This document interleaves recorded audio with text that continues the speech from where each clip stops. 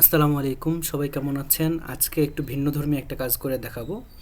এটা হচ্ছে NSD exam বা এ ধরনের যেগুলো প্রজেক্টের আন্ডারে এক্সাম হয়, সেগুলোতে আমাদের অ্যাটেন্ডেন্সের উপর ভিত্তি করে আমাদেরকে একটা ভাতা দিয়ে থাকে আর কি তারা।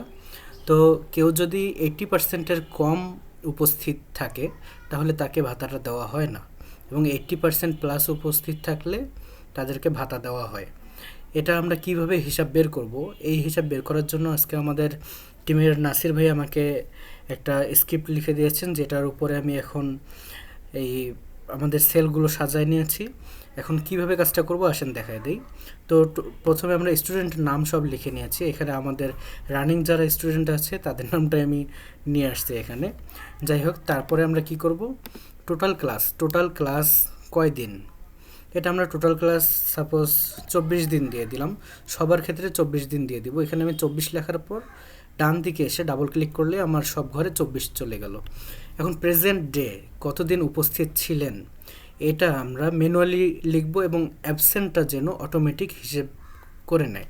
তো আমরা কীভাবে এটা করব, অ্যাবসেন্টে ক্লিক করলাম একবার, করার পরে এখানে আমরা একটা ছোট্ট ফর্মুলা বসায় দেব। অ্যাবসেন্ট আমরা কীভাবে বের করব, ইকুয়াল দিলাম, দিয়ে সাম দিতে পারি, অথবা সাম যদি আমি ব্যবহার করি তাহলে কি হবে, এটা হবে ফাংশন। আর আমি যদি ফর্মুলা ব্যবহার করি, ফর্মুলা কাকে বলে, যদি সরাসরি ইকুয়াল দিয়ে সাপোজ আমি এখন এই ঘর মাইনাস প্রেজেন্ট দিলাম, তাহলে কি হবে, এটাকে বলা হয় ফর্মুলা। আর যদি আমি এখানে সাম ব্যবহার করতাম সেটা হতো ফাংশন। তো যাই হোক, আমি এটা সাম ব্যবহার করেই করি, ফাংশন ব্যবহার করি। আমি কি করব, ইকুয়াল সাম, সাম দিয়ে কি করব, টোটাল ক্লাস যতদিন মাইনাস দিয়ে প্রেজেন্ট যতদিন উপস্থিত ছিল, এটা দিয়ে এন্টার দিলাম। তাহলে হবে কি, 24 বসে গেল। কেন? কারণ আমি প্রেজেন্ট একদিনও দেই, যখন একদিনও দিব না তখন ও করবে কি, সব প্রতিদিনই ও অ্যাবসেন্ট হিসেবে ধরে নেবে। এখন আমি প্রেজেন্টে যদি কিছু একটা লিখি, যেমন 5 লিখলাম, তাহলে হলো কি, প্রেজেন্ট 5 দিন, অ্যাবসেন্ট 19 দিন। এরকম করে আমি বেশ কিছু র্যান্ডমলি লিখে নেই, তাহলে বুঝতে সুবিধা হবে।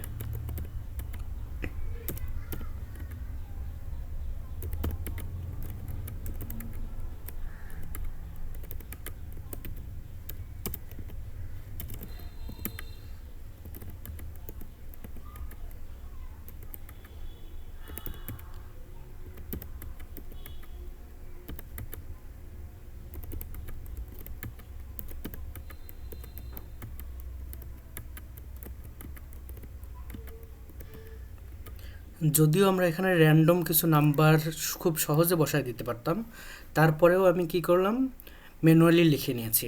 এখন অ্যাটেন্ডেন্স পার্সেন্টে আমি বের করব কিভাবে, এখানে পার্সেন্ট নিয়ে আসতে হবে আমাকে। পার্সেন্ট নিয়ে আসতে গেলে করব কি, প্রেজেন্ট যতদিন ছিল সেটাকে ভাগ করব টোটাল ক্লাসের সাথে।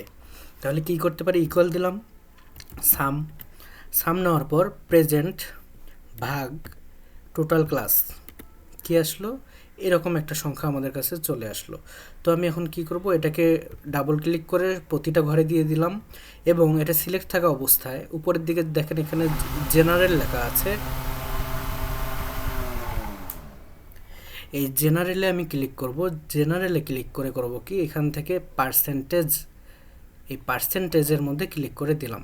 এখন কি হলো দেখেন, প্রতিটা সংখ্যা আমাদের পার্সেন্টেজে চলে আসছে, এবং আমাদেরকে বলছিল কি ডেসিমালের পরে মানে ডেসিমালের পরে 2টা করে সংখ্যা নিতে বলছিল।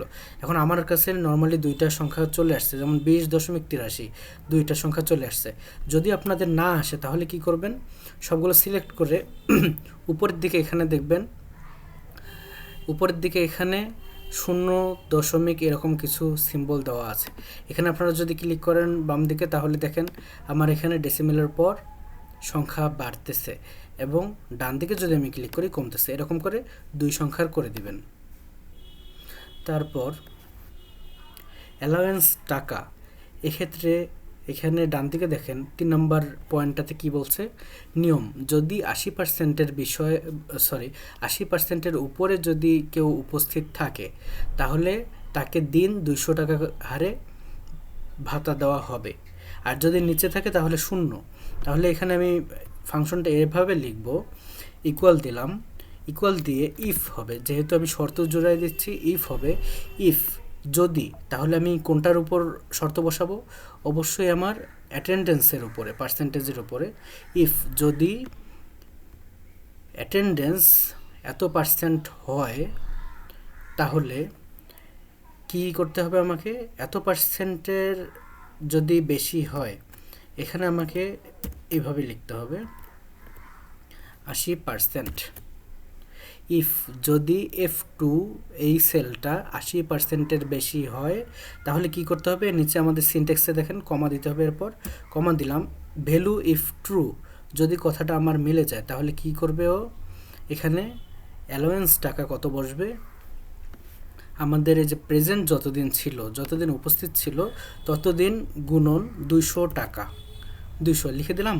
তারপর কি বলছিল যে যদি 80-এর নিচে হয় তাহলে কিন্তু শূন্য হবে, তাহলে আমি কি করলাম? কমা দিলাম, কমা দিয়ে শূন্য লিখে দিলাম, এন্টার। এখন হলো কি, এটাতে শূন্য বসে গেল। আমি এটা প্রতিটা ঘরে দিয়ে দিই। এখন একটা জিনিস খেয়াল করলে দেখতে পারবেন, যেগুলো 80%-এর উপরে সেগুলোতে শুধু 200 টাকা দিন প্রতি হিসাবে এখানে সংখ্যাটা বসছে, আর বাকিগুলোতে জিরো। আমি যদি এখানে প্রেজেন্ট কারো একটা বাড়ায় দিই, যেমন এটা 22 দিয়ে দিলাম, ডান দিকে দেখেন চলে আসছে। আবার যদি 24 দিই, ডান দিকে চলে আসছে। মোট কথা, যেটা 80%-এর নিচে থাকবে সেগুলোতে শূন্য আসবে, আর যেগুলো 80%-এর উপরে থাকবে তাদের সবাই মানে অ্যালাওয়েন্স পাবে আর কি। তো এখানে আরেকটা কাজ করতে বলছে আমাদেরকে, টাস্ক 3 ফরম্যাটিং, কন্ডিশনাল ফরম্যাটিং লেখা আছে ওখানে। কি, অ্যাটেন্ডেন্স যদি 80%-এর নিচে হয় তাহলে লাল কালার দিন, এবং উপরে হলে সবুজ কালার।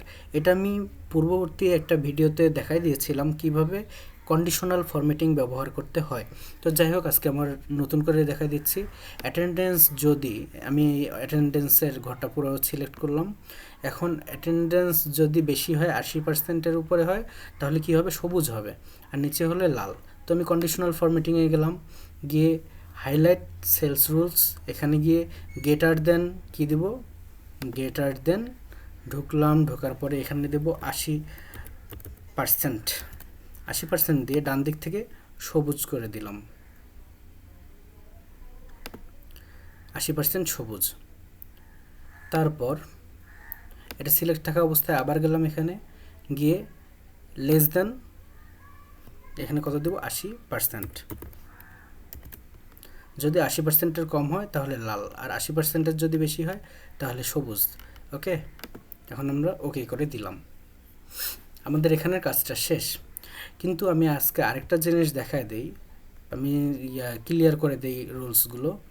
এখানে যদি আমাদেরকে বলতো এটা অন্য একটা সিস্টেম, যে ডাটা বারে কনভার্ট করো, তাহলে কি করব? আমরা কন্ডিশনাল ফরম্যাটিংয়ে এসে ডাটা বার, যেটা আমাদের পছন্দ সেটাতে আমরা ক্লিক করলে এখানে দেখতে পারবেন কি যত পার্সেন্ট সেই হিসাবে এই ডাটা বারটা চলে আসছে। যদিও আমাদেরকে বলেনি, তাই আমরা করব কি আগেরটাই রেখে দিলাম, কিন্তু এটা শুধু দেখানোর জন্যই দিয়ে দিয়েছি। এবং যদি 80% সমান হয় তাহলে কি হবে? কোনোটা যদি 80% হয়ে যায়, তাই আমি এখানে ঢুকে 80% লিখে একটা সবুজ করে রাখলাম। ওকে, আমাদের কাজ শেষ। আমাদেরকে এই পর্যন্তই করতে বলা হয়েছিল, আমি এই পর্যন্ত করে দিলাম। তো এটা আপনারা নিজেরা একবার প্র্যাকটিস করবেন, প্র্যাকটিস করলেই পেরে যাবেন, কোনো সমস্যা নেই। তো আজকে এই পর্যন্তই। আল্লাহ হাফেজ।